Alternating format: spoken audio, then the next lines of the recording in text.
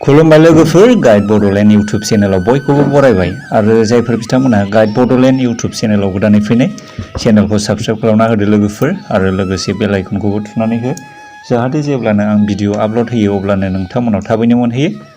लोगोफोर, दिनैनि भिडिअआ जागोन हिन्दु धोरोमनि शास्त्र बिजाबनि बादिब्ला न'खराव सोरनि फट' एबा माबायदि फट' दोनोब्ला गोजोन आरो सान्थि फैयो बेनि बादै।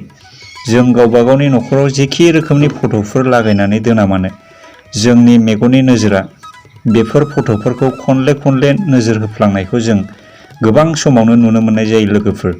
बेनिखायनो न'खराव फट'फोर आलायनानै दोननाया जोंनि थांना थानाय जिउआव गोबां गोहोम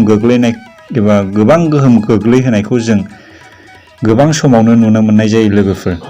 दे लोगोफोर, बिदिब्ला दिनैनि गुबै आयदाखौ आं नोंथांमोनजों शेयार खालामनोसै। नोंथांमोना भिडिअखौ जायफोर इन्टारेस्टेड उइदाउट स्किप नायलांबाय थाबानो जाहैबाय लोगोफोर।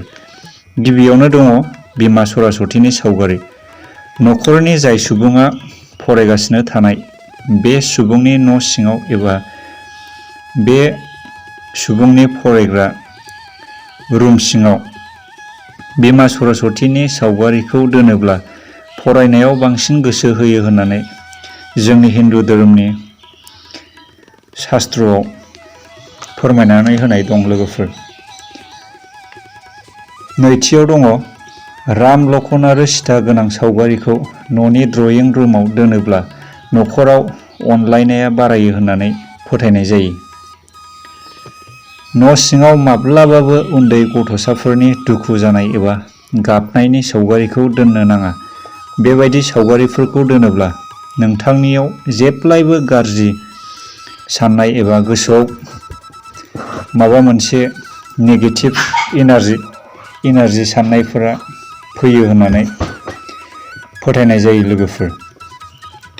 राधा आरो कृष्णनि सावगारिखौ न' सिङाव दोनोब्ला न'खराव बिसि आरो फिसायनि गेजेराव गाज्रि सन्देह सानलायनाया गैया जालाङो होननानै हिन्दु धोरोमाव फोथायनाय जायो लोगोफोर। हिन्दु धोरोमनि शास्त्र बिजाबाव फोरमायनाय बायदिब्ला बिमा लक्ष्मीनि गसंना थानाय सावगारिखौ न' सिङाव माब्लाबाबो दोननो नाङा होननानै फोथायनाय जायो लोगोफोर। गसंनानै थानाय सावगारिखौ दोनोब्ला न'खराव दोहोन सम्पति लाखिनो हाया होननानै फोथायनाय जायो।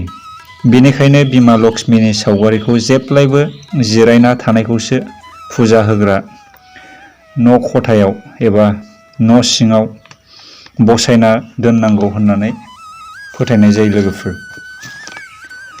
दैमायाव गुफुर गाबनि हांसो राजा दावबायनाय गोनां सावगारिखौ दोनोब्ला न'खराव धोन सम्पति आरजिनो हानायनि लामाया एबा धोन सम्पति आरजिनो हानायनि खाफाला गेवो होननानै फोथायनाय जायो। आरो महाभारतनि दावहा नांनाय सावगारिखौ न'खराव माब्लाबाबो दोननो नाङा होननानै फोथायनाय जायो। बेबायदि महाभारतनि दावहा नांनाय सावगारिखौ न'खराव दोनोबोला न'खराव सुख सान्ति गैयै थासारिया बांसिन फैयो होननानै फोथायनाय जायो लोगोफोर। दिनैनि भिडिअआ बेनोसै। आरो बेनि अनगायैबो जोंनि हिन्दु धोरोमनि शास्त्र बिजाबाव गोबां रोखोमनि ओंथि गोनां माखासे बाथ्राफोर फोरमायना होनायखौ जों मोननो हाबावो।